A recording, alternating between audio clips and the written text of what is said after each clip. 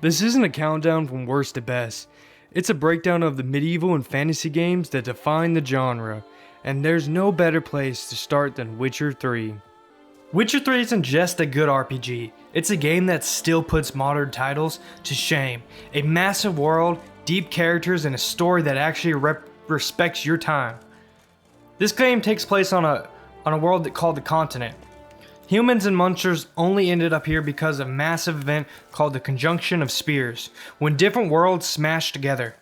Ciri can travel to other worlds, even the ones that look like ours, but the continent is its own dangerous, unforgiving place. You play as Geralt of Rivia, a witcher who finally recovers his memories after the first 2 games. He's tracking down Yennefer, his longtime lover, and after cutting through bandits, he finally finds her. But she brings news that flips everything.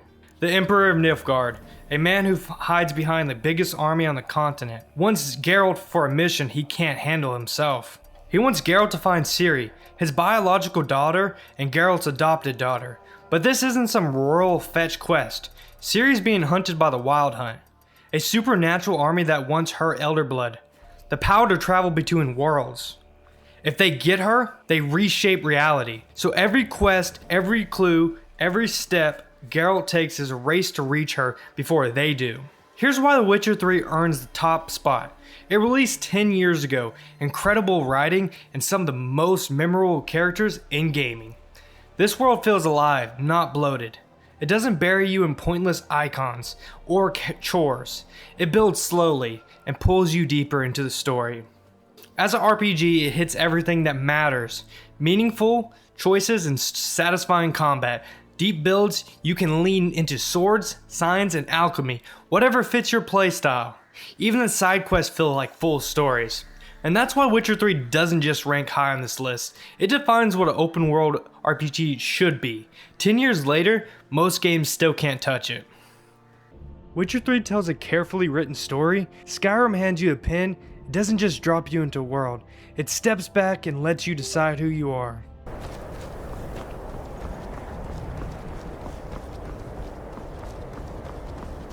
Skyrim lets you be whoever the hell you want. Your character isn't some present hero. Your speech skills change dialogue options, NPCs react differently to you, and the whole world treats you based on what you do. You're not the Dragonborn in some generic chosen way. You're a menace stealing anything that isn't nailed down and crushing any bandit dumb enough to make eye contact. But you're also the one person that's actually qualified to deal with Skyrim's biggest problem. Dragons are coming back from extinction. Something or someone is resurrecting them, and it's your job to figure out who's behind it. The only reason you can even stand toe-to-toe with them is because Born is immortal with the soul of dragon, a gift from Akatosh that lets you absorb their power and literally shout people off mountains. Very early on, the game throws you into the middle of a civil war between the Imperials and the Stormcloaks, and honestly, they both kinda suck.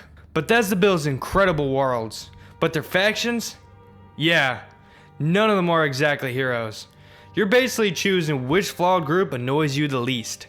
What really makes Skyrim special is how free your build is. Magic, swords, bows, whatever playstyle you're into. This game lets you lean into it. You can smith your own armor, upgrade, and customize your weapons, and slap enchantments on everything until you're basically walking around as a legal cheat code. Personally, I like running a hybrid build.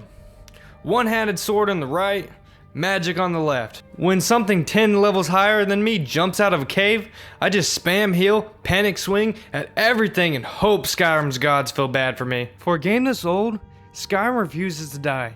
Every year, someone discovers it for the first time and falls straight into a 200-hour rabbit hole. But fantasy doesn't always mean epic world-ending threats. Sometimes, it's about choices, consequences, and politics. That's where Fable 3 comes in. You're the younger sibling building a rebellion to take the throne back. You travel around Albion making alliances, helping towns, and choosing which leaders to support. Morality matters. Being good earns loyalty, but also slows the process. Being evil gets fast results, but it also breeds resentment. It's a constant balance between being liked or being efficient. Here's where Fable 3 stands out. After defeating your brother, you become king and actually get to rule. You make kingdom-wide decisions, keep promises and help people, but also drain the treasury, or make selfish, profitable choices that leave Albion suffering. Good rulers spend their own money to keep the kingdom afloat. Evil rulers have it easy, but the people pay the price. The pressure builds because a massive threat is coming. You need Albion financially or morally, depending on your choices. The final act asks, did your decision save the kingdom or doom it? With Fable 4 rebooting the franchise, now it's the perfect time to revisit Fable 3. Messy, ambitious, and still unforgettable. If Fable is the dream of being a hero, then Kingdom Come Deliverance is the reality check. No magic, no power, no mercy. Just you trying to survive in a world that does not care about who you are. So there I am getting my face absolutely smashed by Kinesh, a drunk farmer with a grudge. I'm a son of a noble blacksmith, and I can't even win a fistfight in my own village. Welcome to Kingdom Come Deliverance, the RPG that does not care about who you are. You're Henry of Skalitz. Your dad's forging a sword for your local lord. You're running some errands, and everything seems so simple. Yeah, not for long. This world is alive, and it actually remembers how you act. Steal from someone, the whole town knows. Walk around dirty and covered in blood, people treat you like garbage. And don't worry, I'm keeping this spoiler free, because the moment this story turns, everything changes. This is where the game hits you. Travel at night, random dudes with pitchforks jump you. Don't sleep, your stamina tanks. Skip meals, your health drops. This isn't one of those survival games where you ignore the meters. Kingdom Come punishes you if you do. And the side quests you wanted, push the main story too far, and they're gone. The world moves with you or without you. Now the combat, it's janky. I'm not even gonna lie. I've never mastered the sword. The timing feels weird, the combos don't always land, and half the time, it's just who swings better today. So I adapted. I picked up a bow and started shooting people from distance. Way easier, and the progression system is actually sick.